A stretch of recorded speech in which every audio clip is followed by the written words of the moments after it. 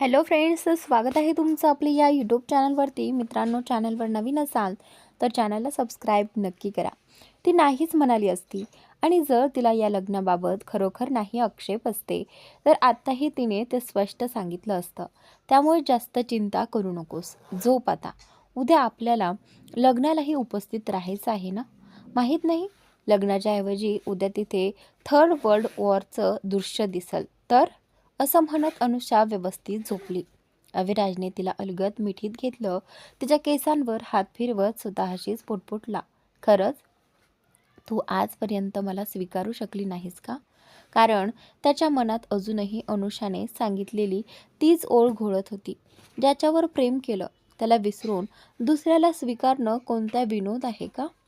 दुसरीकडे विजयची गाडी एक भव्य देखण्या हवेलीच्या मुख्य प्रवेशद्वारातून आत गेली आणि एंट्रन्स जवळ येऊन थांबली. विजय कारमधून उतरला आणि श्रेयाही बाहेर उतरायला हात दिला. श्रेया मोठ्या डोळ्यांनी त्या भल्या मोठ्या घराकडे पाहत होती. नेम प्लेटवर सिंघाल मॅन्शन असं लिहिलेलं होतं. एक मोलकरीण दार उघडताच विजयने श्रेयाचा हात धरत आत जायचा प्रयत्न केला, पण तोपर्यंत श्रेया स्वतःच आत चालत गेली. विजय काही क्षण तिच्याकडे पाहतच राहिला. मग तोही आत गेला आणि एका मोलकरणीला बोलावून म्हणाला, मॅडमला त्यांचा रूम दाखवा आणि त्यांच्या सर्व गरजांची काळजी घ्या. हे सांगून तो सुमनसोबत स्टडीकडे निघून गेला. मोलकरीण आदराने मान झुकवत म्हणाली, मॅम, कृपया माझ्यासोबत या. श्रेयाने एक कटाक्ष टाकला आणि तिच्या मागे चालत गेली. ती मोलकरीण तिला दुसऱ्या मजल्यावर एका मोठ्या रूममध्ये घेऊन गेली. मॅम, हा तुमचा रूम. तुम्हाला काहीही लागलं तर कृपया मला सांगा. रूममध्ये पाऊल टाकताच श्रेया थबकली. तिचे डोळे अवाक झाले. संपूर्ण रूममध्ये फक्त तिच्याच फोटो. भिंतीवर, शेल्फवर, फ्रेममध्ये, जिकडे जिकडे पाहावे तिकडे ती सर्व काही पाहतच होती. तेवढ्यात मोलकरीण तिच्या जवळ येत कपाटाकडे दाखवत म्हणाली, मॅम, हा बाजूचा कप्पा तुमचा आहे. ती बाजूला मान झुकून उभी राहिली. कपाट दोन भागात विभागलेले, एक लेडीज एक जेंट्स. श्रेया ते सर्व पाहत असतानाच तिथे विजयही आला. विजयने मोलकरणीला इशारा केला आणि ती लगेच बाहेर गेली. ती निघून जाताच विजयने विचारलं, काही प्रॉब्लेम नाही ना? तुझ्या सर्व गरजांच्या वस्तू इथे आहेत आणि अजून काही हवं असेल तर एकदा सांग. श्रेया त्याच्याकडे वळली आणि त्यानंतर थडाक इतक्यात एक जोरदार चापट विजयच्या गालावर बसली आणि त्यानंतर विजय काही बोलणार तोच श्रेयाने त्याचा कॉलर पकडत आरडली, काय खेळ खेळलात तुम्ही सगळ्यांनी? वा, मानलं तुम्हाला मिस्टर सिंघाल. जे हवं ते तुम्ही जबरदस्तीने मिळवता. आता सरळ सांगा, तुम्हीही मिस्टर चौहानसोबत मिळून हे सारं प्लॅन केलं होतं का? श्रेया वेड्यासारखी किंचाळत बोलत होती.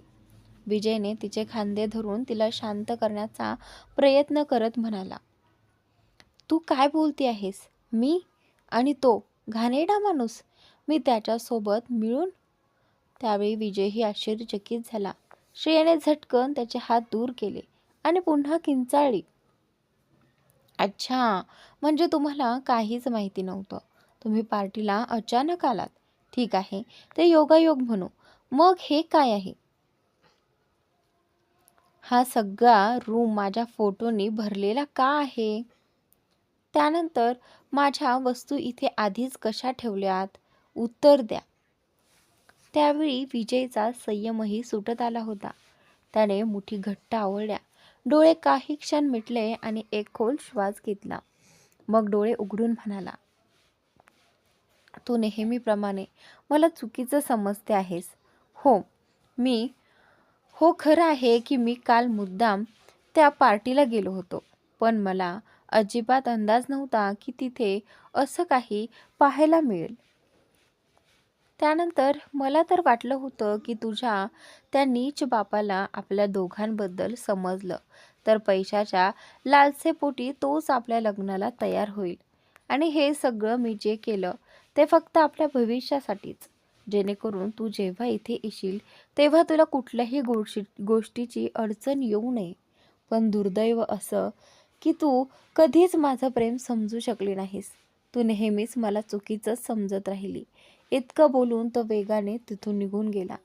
श्रेया फक्त स्तब्ध नजरेने त्याला जाताना पाहत राहिली. पुढच्या दिवशी सकाळी अविराज आणि अनुषाची कार विजयच्या घराबाहेर येऊन थांबली. विजयच्या एका गार्डने लगेच धावत येऊन अविराजसाठी कारचं दार उघडलं. अविराज बाहेर उतरला आणि जाऊन अनुषासाठीचं दार उघडलं. ते दोघे आत जाणार इतक्यात अजून एक कार येऊन थांबली आणि त्यातून आकृती बाहेर आली. तिला पाहून अनुषाने अविराजकडे पाहिलं. तेव्हा अविराज हलकसं हसत आत जात म्हणाला, एकटीला समजावताना थकू नकोस म्हणूनच. त्यानंतर अनुषा हलकसं स्मित करत शांत राहिली. मग तिघेही आत गेले. घरात पाऊल टाकताच त्यांना वरून वस्तू फेकल्याचा आवाज आणि एखादी जोरजोरात ओरडत असल्याचा गोंधळ ऐकू आला. अनुषा आणि आकृती दचकून वरच्या मजल्याकडे बघू लागल्या. लिव्हिंग एरियात विजय सोफ्यावर डोकं दोन्ही हातांनी धरून बसला होता. अविराज थेट त्याच्याजवळ जाऊन बाजूच्या सोफ्यावर बसत म्हणाला, काय रे दुल्हे राजा, मज्जाच आली आहे. विजयने वर बघितलं आणि अगदी लहान मुलासारखा चेहरा करून म्हणाला, भाई मला वाचव. कोणत्या वेड्या बाईशी माझा पंगू जुळले. पूर्ण जगात हीच मिळाली होती मला प्रेम करायला. आणि मग अविराजच्या छातीला चिकटत रडत म्हणाला, एका दिवसात अर्धा वेडा झालोय मी. आयुष्यभर कसं सांभाळणार हिला. वाचव भाई, गरिबाची दुवा लागेल तुला. विजयची ती हट्टी मुलासारखी धडपड पाहून, विशेषतः ज्या पद्धतीने तो अविराजच्या छातीत तोंड खुपसून रडत होता, अनुषा आणि आकृतीचं हसू आवरत नव्हतं. तेवढ्यात वरून पुन्हा एक वस्तू तुटल्याचा आवाज आला आणि त्यांचे लक्ष परत शौराकडे गेलं. त्या आवाजाकडे गेलं. विजय पुन्हा अविराजचा ब्लेझर पकडत म्हणाला, पाहिलंस ना, आज ती मुलगी माझं पूर्ण घर उद्ध्वस्त करेल. काहीतरी कर. अनुषा पुढे येत म्हणाली, भाई काळजी करू नका, आम्ही बघतो. असं म्हणत ती आणि आकृती वर धावल्या. अविराजने कसाबसा विजयला स्वतःपासून दूर केलं आणि म्हणाला, हे काय लहान मुलांसारखं नाटक चालवलंय आणि जरा दूर राहा माझ्यापासून. कुणी पाहिलं तर तू घेतलेलं राजपण कुठे दिसते. एका रात्रीत एका मुलीनं तुझी ही अवस्था केली आहे. जरा स्वतःकडे बघ आणि जा तयार हो, की असं जाणार आहेस लग्नाला. चल निघ. हे बोलत त्याने विजयला ढकललं आणि हलक्या लाथेनं त्याच्या मागच्या बाजूला टोलसा दिला. विजय 2 पावलं पुढे जाऊन दुसऱ्या सोफ्यावर धडाम पडला. ते पाहून अविराज हलकसं हसला. हिप्स चोळत आत जात विजय म्हणाला, दोस्त दोस्त ना रहा आणि साला प्रेम तर समजायलाच तयार नाही. एक अणूच मला समजते. अविराज लगेच ओरडला, काय म्हणालास तू. विजय ताबडतोब स्वतःची चूक दुरुस्त करत म्हणाला, अरे बहीण आहे ती माझी. भाऊ म्हणून म्हणालो. काय रे तू पण. त्यानंतर आणि तो लगेच रूममध्ये शिरला. दुसरीकडे वरच्या मजल्यावर श्रेयाच्या रूममध्ये अनुषा आणि आकृती रूमच्या बाहेर पोहोचल्या तेव्हा काही मुली बाहेर घाबरलेल्या अवस्थेत उभ्या दिसल्या. त्या मेकअप आर्टिस्ट असल्याचं स्पष्ट दिसत होतं. आतून श्रेयाचे ओरडण्याचे आणि वस्तू फेकल्याचे आवाज येत होते. त्या दोघी आत जाणार तेवढ्यात त्या मुलींनी घाबरत त्यांना थांबवलं. मॅडम आत जाऊ नका. काय झालंय माहिती नाही, पण मॅम सतत वस्तू फेकतायत. त्यानंतर अनुषाने त्यांना शांत करत म्हणाली, काळजी करू नका, आम्हाला काही होणार नाही. आणि दोघी आत गेल्या. श्रेया वेड्यासारखी वस्तू फेकत ओरडत होती, मला नाही करायचं कोणतंही लग्न वगैरे. मला इथून जाऊ द्या, नाहीतर सगळ्यांना मारून टाकेन. अनुषा धीर करून तिच्या जवळ गेली. तिला स्वतःकडे वळवून म्हणाली, अगं, हे काय करते आहेस तू? अनुषाला पाहताच श्रेयाच्या चेहऱ्यावर आशेचा किरण उमटला. ती लगेच तिला मिठी मारत रडत म्हणाली, अनु अनु तू आलीस? प्लीज मला इथून बाहेर ने. मला हा जबरदस्तीचा लग्नाचा तमाशा नकोय. तुला तर माहिती आहे मी रोहनवर प्रेम करते. प्लीज अनु, मला यापासून वाचव. श्रेया अक्षरशः हिस्टेरिकल झाली होती. अनुषाने तिला स्वतःपासून दूर करून तिचे खांदे पकडले आणि म्हणाली, श्रेया शांत हो. श्रेया माझं ऐक. श्रेया. पण श्रेया काहीही ऐकायला तयार नव्हती. ती फक्त स्वतःच्याच गोष्टी करत होती. जणू तिला इतरांच्या भावनांचा काहीही विचारच नव्हता. अनुषाच्या हातात आता कुठलाही पर्याय उरला नव्हता. अचानक तिने जोरात एक चापट श्रेयाच्या गालावर मारली. ती चापट इतकी अनपेक्षित होती की श्रेया स्वतःचा गाल धरतच पलंगावर कोसळली. अनुषा तिच्या जवळ गुडघ्यावर बसत म्हणाली, झालं तुझं की अजून एक द्यायची? आता शांतपणे माझं ऐक. जबरदस्ती कोणावर करतोय असं तू कोणाला म्हणतेस? तुला कुठे बांधून ठेवले? कुणी तुझ्या डोक्यावर बंदूक ठेवून तुला लग्नाला उभं केलं आहे का? त्यानंतर आजवर विजयने तुझ्यासोबत एकदाही गैरवर्तन केलं का? तू त्याच्याशी कशीही वागलीस तरी तो नेहमी तुला आदराने आणि प्रेमानेच वागवत आला आहे. आणि हे सगळं सोड. तू इथून पळून कुणासाठी जायचं म्हणतेस? त्या रोहनसाठी, जो स्वतः तुझ्या बहिणीशी लग्न करणार आहे. काल जेव्हा तुझ्या स्वतःच्या वडिलांनी तुला सगळ्यांसमोर नाजायज म्हटलं, तुझ्या आईची अब्रू घालवली, तेव्हा काय त्या रोहनने तुझ्यासाठी एक शब्द बोलला? पुढे येऊन उभा राहिला? नाही, कारण त्याला तुझ्यावर प्रेम नाही. त्याला स्वतःची इमेज खराब करायची नाही. पण विजयकडे बघ, जगात त्याची किती मोठी ओळख आहे याची तुला कल्पना आहे का? त्यांच्यासमोर तुझा तो रोहन म्हणजे काहीच नाही, एक मुंगीही नाही. तरीही विजयने स्वतःच्या इमेजची किंमत ठेवली का? नाही. त्याने फक्त तुला पुढे ठेवलं. तुझ्यावर बोट उठू नये म्हणून हे लग्न करतोय. स्वतःसाठी नाही, तुझ्यासाठी. डोळे उघड श्रेया. एकदा मनापासून स्वतःला विचार, तो खरंच स्वार्थी आहे का? त्याने हे सगळं स्वतःसाठी केलं आहे का? ती काळजीपूर्वक श्रेयाला उचलते, तिचे अश्रू पुसते आणि हळू आवाजात म्हणते, मी असं नाही म्हणत की एक दिवसात तू तुझं प्रेम विसरून जा. पण आपण ज्या व्यक्तीवर प्रेम करतो तोच आपल्यासाठी योग्य असेलच असा नियम नसतो. जर तसं असतं तर मला अवी मिळाले असते का? नाही ना. फक्त विजयला एक संधी दे. मग बघ, तो तुझ्यासाठी पृथ्वी आकाश एक करून दाखवेल. तेवढ्यात आकृती येऊन बाजूला उभी राहून म्हणाली, अनुने तुला जे समजवायचं होतं ते सांगितलंय. माझ्यात ना एवढी सहनशीलता आहे ना मी एवढं छान बोलू शकते. मी फक्त एकच सांगते, विचार कर. तुला काय करायचं आहे ते ठरव. आम्ही बाहेर आहोत. जर लग्न करायचं असेल तर तयार होऊन खाली ये. नाही करायचं असेल तर जशी आहेस तशी ये. कोणी थांबवणार नाही तुला पुन्हा त्या नरकात परत जायला. दोघीही खोलीतून बाहेर गेल्या. बाहेर आल्यावर अनुषाने ब्युटिशियनकडे पाहून सांगितलं, थोड्या वेळाने आत जा आणि तुमचं काम सुरू करा. एका मुलीने घाबरत विचारलं, मॅडम पण ती? अनुषा मध्येच म्हणाली, काही करणार नाही ती, काळजी करू नका. दोघी खाली आल्या. थोड्या वेळाने अविराज, अनुषा आणि आकृती हॉलमध्ये बसून त्यांची वाट पाहत होते. तेवढ्यात अविराज उठत म्हणाला, मी विजयला घेऊन आधी निघतो. कार बाहेर आहे. तुम्ही नीटपणे नंतर या. तो विजयच्या खोलीत तयार होण्यासाठी गेला होता. तिकडे गेला. काही वेळात दोघेही बाहेर पडले. 10-15 मिनिटांनी अनुषा आणि आकृतीला श्रेया जिन्यावरून खाली उतरताना दिसली. ती शांत पण ठाम दिसत होती. त्या तिघीही बाहेर निघाल्या. त्यांच्या मागे अनेक गाड्यात अविराज आणि विजयचे बॉडीगार्ड होते.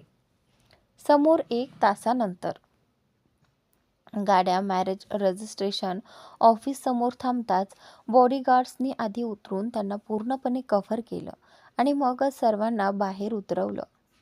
बाहेर मीडियाची मोठी गर्दी होती. अविराज आणि अनुषा एकत्र दिसू नयेत म्हणूनच अविराज विजयसोबत आधी आला होता. शिवाय त्यांना काही प्रक्रिया देखील आधी तपासायच्या होत्या. अनुषा आणि आकृती श्रेयाला घेऊन आत गेल्या आणि थेट विजय व अविराजकडे आल्या.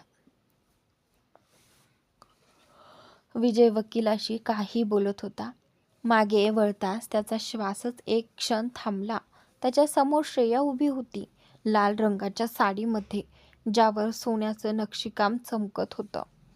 तिने हातात, गळ्यात आणि कानात सोन्याचे दागिने घातले होते. हलकासा मेकअप, ओठांवर लाल लिपस्टिक, कपाळावर छोटीशी बिंदी आणि केसांचा नीट बांधलेला बन. ती अगदी तशीच दिसत होती जशी विजयने कधी मनात कल्पना केली होती. विजय तिच्याकडे पाहण्यातच हरून गेला होता. तेवढ्यात कोणीतरी येऊन त्याला जोरात चिमटा काढला. अचानक झालेल्या दुखण्याने तो दचकला आणि डोळे बारीक करून बाजूला उभ्या असलेल्या अविराजकडे पाहिलं. चिमटा त्यानेच काढला होता. विजय त्याच्याकडे रागाने पाहत म्हणाला, हर एक कुत्र्याचा दिवस येतो रे, समजलास? अविराज खोडकर हसू देत म्हणाला, हो माहिती, आज तुझाच दिवस आहे. विजय अजून काही बोलणार तेवढ्यात मागून आवाज आला, सॉरी, आम्ही थोडा उशीर झाला. सगळ्यांनी मागे वळून पाहिलं तर ऋषभ सानियासोबत येताना दिसला. सानियाला पाहताच अनुषा आनंदाने उठली. तू हे कसं मॅनेज केलंस आणि बिपूला पण घेऊन आला असतास, अनुषा म्हणाली. ऋषभने एक क्षण अविराजकडे पाहिलं आणि शांतपणे म्हणाला, मॅडम, बिपाशा घरी नाही, कुठेतरी बाहेर गेल्या आहेत, त्यामुळे त्या थेट लग्नातच येणार आणि बाकीचं ते विचारू नकोस. अनुषा त्याचा अर्थ समजून शांत झाली. नंतर तिने विजयकडे पाहत म्हटलं, भाई, तुम्हाला लग्न करायचं आहे की नाही? किती कष्टाने पटवलंय मी या बेड्या मुलीला. आता लवकर लग्न करा, दुसऱ्या वेळी परत हो. विचार बदलला तर. तिच्या बोलण्यावर सगळे हसू लागले. विजयने तिच्या डोक्यावर हात ठेवत हसत म्हटलं, माझ्या बहिणीसाठी काहीही अशक्य नाही. अरे ह्याला, अविराजकडे बोट दाखवत, माणूस बनवलंय तिने, मग ती काहीही करू शकते. एक्सक्यूज मी, जास्त बडबड झाली असेल तर आता निघूया का? अविराज चिडून म्हणाला. सगळे मग वकिलांच्या टेबलाजवळ गेले. विजय आणि श्रेया समोरच्या खुर्च्यांवर बसले. बाकीचे त्यांच्या मागे उभे राहिले. वकिलांनी रजिस्ट्रेशनचे पेपर दोघांच्या समोर ठेवले. विजयने आधी साईन केलं आणि पेपर श्रेयाकडे दिले. घरात आल्यापासून श्रेयाने एक शब्दही बोलला नव्हता. तिने एकदाही वर पाहिलं नव्हतं. पेनसुद्धा हातात घेतला नव्हता. तिला तशी शांत बसलेली पाहून विजयने विचारलं, अजूनही खात्री नाहीये का? तुला वेळ हवा असेल तर मला सांग, मी आत्ताच सगळं थांबवतो. लोक काय बोलतील याचा मला काही फरक पडत नाही. त्यांची तोंड मिटवायला मला 2 मिनिटं पुरतील. विजय उठणारच तेवढ्या श्रेयाने त्याचा हात पकडून थांबवलं. अजूनही खालीच पाहत ती हलक्या आवाजात म्हणाली, असं काही नाही, मी तर हाच विचार करत होते की साईन कोणत्या नावाने करू. त्या घाणेरड्या माणसाचं आडनाव मला नको आहे. त्यानंतर तिचं वाक्य ऐकून विजयच्या चेहऱ्यावरती हलकंसं हसू उमटलं. तो तिच्या मागे उभा राहिला. तिचे हात आपल्या हातात घेतले आणि पेन तिच्या बोटांमध्ये ठेवून म्हणाला, चला करूया सुरुवात. विजय इतका जवळ असल्याने श्रेया त्याच्याकडे तिरक्या नजरेने बघू लागली. प्रथमच तिने त्याला इतकं बारकाईने पाहिलं होतं. त्याचा सुंदर चेहरा, ती धारदार नाक, त्या ब्राऊन डोळ्यातील शांतता, ती त्यातच हरवली होती. झालं, विजय शांतपणे म्हणाला. श्रेया दचकून सावरली. तिने इकडे तिकडे पाहून स्वतःला नॉर्मल करण्याचा प्रयत्न केला. मग तिची नजर पेपरवर गेली. तिथे साईन केलेलं होतं. श्रेया विजय सिंघाल. तिने नजर वर केली तर विजय तिलाच पाहत हसत उभा होता. ठीक आहे ना, तो विचारला. श्रेया काही बोलली नाही, फक्त मान खाली घातली.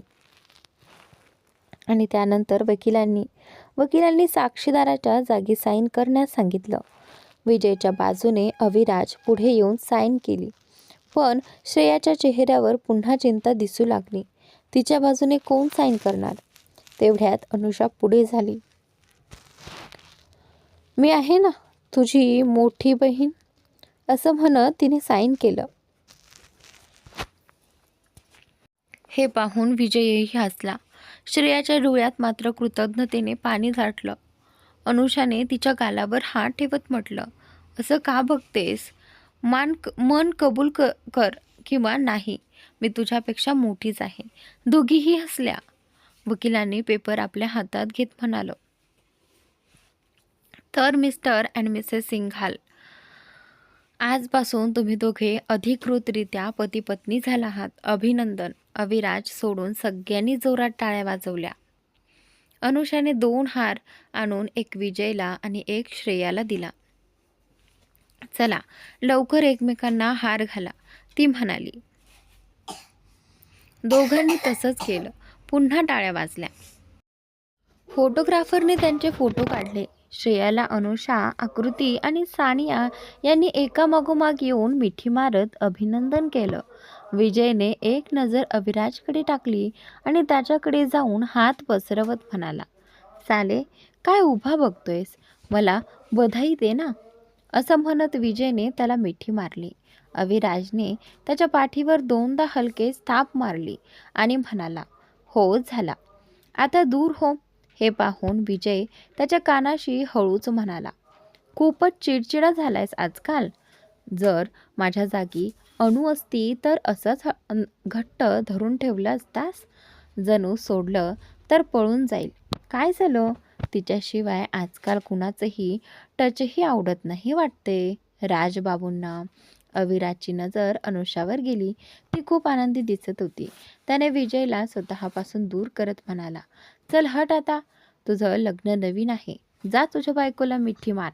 विजयने त्याला रागाने पाहिलं आणि तिथून दूर झाला. बाहेर आल्यानंतर त्यांनी पाहिलं की मीडिया आधीपासून आत येण्याचा प्रयत्न करत होती, पण अविराज आणि विजयच्या गार्ड्सनी त्यांना थांबवलं होतं.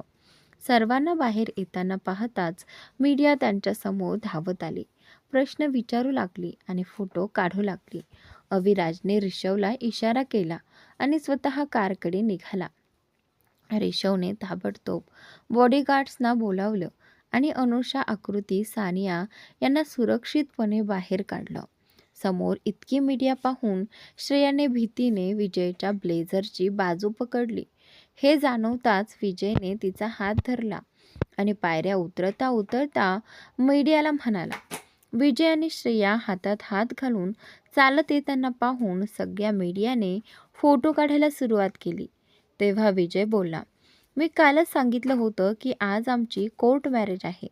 तर here is my wife Mrs Shreya Vijay Singhal. आणि एक गोष्ट अजून, आजपासून माझ्या पत्नीचा मिस्टर चौहान किंवा त्या फॅमिलीसोबत कुठलाही योग्य अयोग्य असा संबंध उरलेला नाही. 2 आठवड्यांनी आमचं सर्व विधींनी लग्न होईल आणि तुम्ही सगळे इन्व्हायटेड आहात. हे बोलून तो श्रेयाला घेऊन कारकडे निघाला. सानियाच्या घरी. कार थांबता सानिया पटकन उतरून निघू लागली. ऋषवने तिचा हात धरला आणि म्हणाला, व्हॉट्स रॉंग विथ यू? सकाळपासून एक शब्द बोलली नाहीस. सगळ्यांवरचा राग आहे की फक्त माझ्याशी बोलणं जड जाते? थांब. कुठे? विजय सरचं लग्न झालं याचं दुःख तर नाही ना? हे ऐकून सानियाने आश्चर्याने त्याच्याकडे पाहिलं. ऋषवने व्यंग करत हसत म्हणाला, मला सगळं माहिती आहे, पाहिलंय मी तुम्हा दोघांना कित्येक वेळा. सानियाने शांतपणे उत्तर दिलं, तुला जे वाटतंय ते वाटू दे. असं म्हणत ती कारमधून उतरली आणि घराकडे निघाली. ऋषव रागाने तिला फक्त पाहत राहिला आणि त्यानंतर त्याने कार वळवली. आणि ऑफिसकडे निघून गेला. खरं तर ऋषभला जळवण्यासाठीच सानी आणि विजय जाणून बुजून त्याच्या समोर एकत्र येत असत. कधी दोघे एकत्र कॉफी पीत, कधी गप्पा मारत, मोठ्याने हसत, कधी एकमेकांचे हात धरत, कधी एकमेकाला हाय म्हणत. त्यामुळेच ऋषभ चिडलेला असायचा. अभिषा पॅलेस. परतताना अविराजने अनुषाला आपल्या कारमध्येच घेतलं. दोघे घरी पोहोचताच लुसिफर धावत आला आणि त्यांच्या समोर उभा राहिला. जणू विचारत होता, मॉम डॅड, तुम्ही मला न घेता कुठे गेलात? त्याला पाहून अनुषा खाली बसली. त्याच्या डोक्यावरून हात फिरवत म्हणाली, बेबी, आम्ही विजय अंकलच्या लग्नाला गेलो होतो. तिथे तुला घेऊन जाता आलं नसतं ना? लुसिफरने हुशार मुलासारखं वागत तिच्या छातीवर डोकं टेकवलं. अविराज म्हणाला, लुसिफर, मॉम थकली आहे. तू तुझ्या घरी जा आणि तिला फ्रेश होऊन आराम करू देत. लुसिफरने अनुषाकडे पाहिलं. ती खरंच थकलेली दिसत होती. मग त्याने काहीही न बोलता शांतपणे तिथून निघून गेला. अविराज म्हणाला, जा फ्रेश होऊन ये. अनुषाने मान हलवली आणि वर गेली. अविराज सोफ्यावर बसून काम करू लागला. काही वेळाने अनुषा खाली आली. अविराज कामात गुंतलेला दिसत होता. ती शांतपणे त्याच्या शेजारी बसली आणि विचारात मग्न झाली. थोड्या वेळाने अविराजने टॅब बंद केला आणि तिच्याकडे पाहत म्हणाला, काय चाललंय मनात? जे बोलत नाहीयेस ते? अनुषा त्याच्याकडे पाहत म्हणाली, ते मी विचार करत होते की त्या दोघांनी लग्न केलं तर, पण श्रेया एवढ्या सहजपणे से एक्सेप्ट कर पाएगी विजय भाई को? अविराजने तिला हलकेच जवळ ओढत आपल्या मांडीवर बसवलं आणि म्हणाला, तू काहीही काळजी करू नकोस. सगळं छानच होईल आणि विजय आहे ना, तो सगळं नीट सांभाळून घेईल. अनुषानेही त्याला मिठी मारत त्याच्या छातीवर डोकं ठेवून हळूच म्हटलं, हो, विजय भाऊ सगळं व्यवस्थित करतातच. 12 दिवसांनी अविशा पॅलेसमध्ये. अनुषाच्या रूमचा क्लोजेट. अनुषा ग्रीन रंगाच्या सुंदर लेहंग्यात मोठ्या आरशासमोर उभी होती. ती पूर्ण तयार झाली होती, पण लेहंग्याच्या टॉपचा मागचा दोरा बांधता येत नव्हता. ती त्याच्याशी झुंजत होती. काय यार, हे होतच का नाही? ती चिडून म्हणाली. आणि त्यानंतर तेवढ्यात तिला अचानक पाठीवर एखाद्या थंड स्पर्शाचा जाणवला. तिने आरशात पाहिलं तर अविराज तिच्या अगदी मागे उभा होता. दोघांचे डोळे भेटले आणि अनुषाने लाजून नजर खाली केली. अविराजने तिच्या पाठीवरून हळूवार हात फिरवत तो दोरा बांधायला सुरुवात केली. अनुषाने लेहंग्याला घट्ट पकडलं होतं. तिचे डोळे घट्ट मिटले होते. अविराजने आरशातून तिच्याकडे पाहिलं आणि त्याच्या चेहऱ्यावर एक खोडकर हसू उमटलं. तो थोडा खाली झुकला आणि तिच्या पाठीवर आपले ओठ अलगद फिरवू लागला. त्या स्पर्शानं अनुषाच्या अंगावर शहारे उठले. ती जणू स्तब्धच झाली. तो तिच्या पाठीवर किस करत करत तिच्या उघड्या कमरेवर हात ठेवत वर तिच्या मानेकडे सरकला. अनुषाचा चेहरा एका बाजूला वळला होता. ते पूर्णपणे त्याच्या बाहुपाशात विरघळली होती. तिने स्वतःला त्याच्याकडे पूर्णपणे सोडून दिलं. अविराज अजूनही तिच्या मानेवर किस करत होता, पण अचानक त्याचा फोन वाजू लागला. तो तिच्या कानाशी झुकून कुजबुजला. लवकर तयार हो, आपण लेट होतोय, हे म्हणत त्याने तिच्या कानावर हलकेच लिक केलं आणि फोन खिशातून काढत रूमच्या बाहेर निघून गेला. अनुषा अजूनही डोळे बंद करून उभीच होती. स्वतःला शांत करण्याचा प्रयत्न करत होती. आणि त्यानंतर दुसऱ्या बाजूला सिंघाल मेन्शन. श्रेया शॉवर घेऊन बाहेर आली तेव्हा तिची नजर बेडवर ठेवलेल्या एका पॅकेटकडे गेली. तिने ते उचललं तर खाली एक छोटासा नोट ठेवलेला होता. नोटमध्ये लिहिलेलं होतं, "this beautiful dress is for my gorgeous wife." संपूर्ण मॉल उलथवून टाकल्यावर शेवटी ही ड्रेस मी स्वतः तुझ्यासाठी निवडली आहे. आज तू ही ड्रेस घालावी अशी माझी इच्छा आहे. कृपया शक्य असेल तर माझी ही इच्छा पूर्ण कर. आणि त्यानंतर, जर तुला आवडली नाही तर काही हरकत नाही, मी तुला जबरदस्ती करणार नाही. विजय म्हणाला, from your loving husband. He note वाचून श्रेयाच्या चेहऱ्यावर हलकंसं स्मित उमटलं. तिने पॅकेट उघडलं तर त्यात एक अतिशय सुंदर हिरवा लेहंगा होता, ज्यावर जड डायमंड वर्क केलेलं होतं. तो लेहंगा इतका सुंदर होता की श्रेयाला एकदमच आवडला. तिने तो ड्रेस हातात धरत पुटपुटली, आवड तर वाईट नाहीच त्यांची, पण स्वतः येऊन दिलं असतं तर एवढी मोठी नोट लिहिण्याची काय गरज होती. असं बोलत ती ड्रेस घेऊन बदलण्यासाठी आत गेली.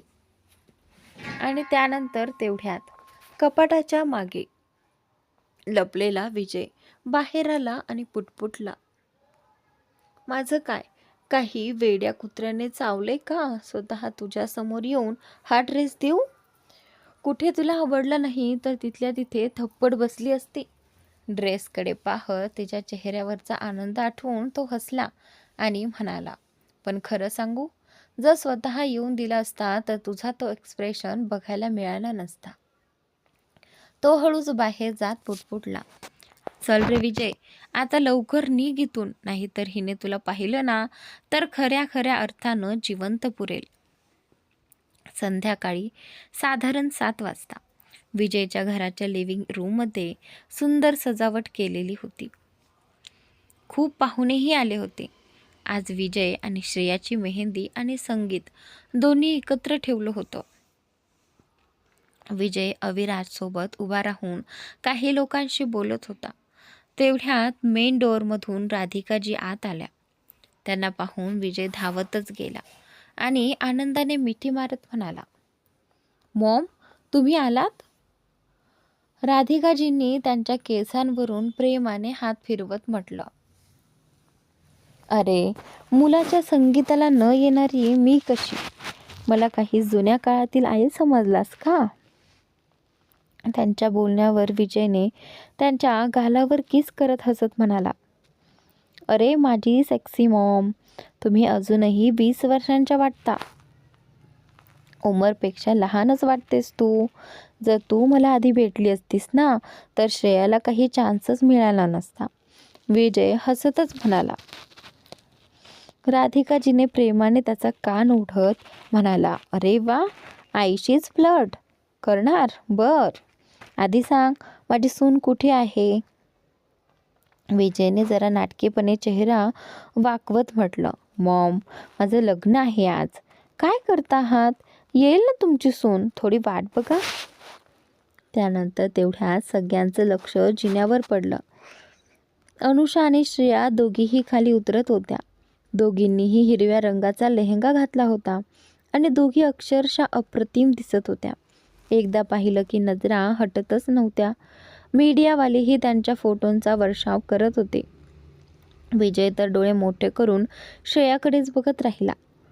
राधिकाजी दोघींना हाक मारत म्हणाल्या, माझ्या दोन्ही मुली परीसारख्या दिसतायत. कुणाच्या नजरेचं भान नको लागू. अनुषाने एक कटाक्ष अविराजकडे टाकला. अविराजही फक्त तिच्याकडेच पाहत होता. ती नजर चुकवत अनुषाने श्रेयाला घेऊन हॉलच्या बाजूच्या सोफ्यावर बसवलं, जिथे तिची मेहंदी लावायची होती.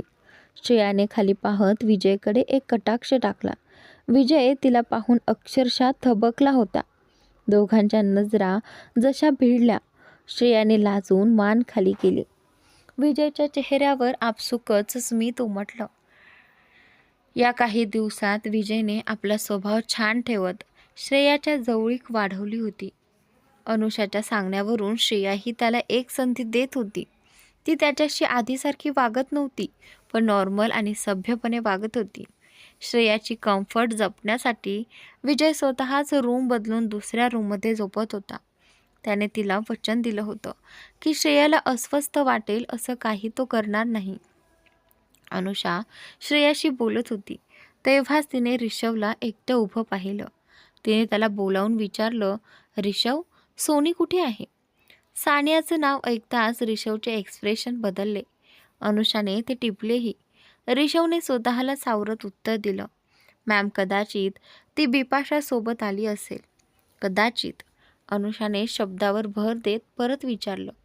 ऋषवने कामाचं कारण देत तिथून निघून गेला. अनुषाला काहीतरी चुकीचं जाणवलं, पण तिने पुढे काही बोललं नाही. ती मेहंदीवाल्यांना सुरुवात करायला सांगत होती. तेवढ्यात मागून आवाज आला, ओ हॅलो, आमच्याशिवाय कसं काय?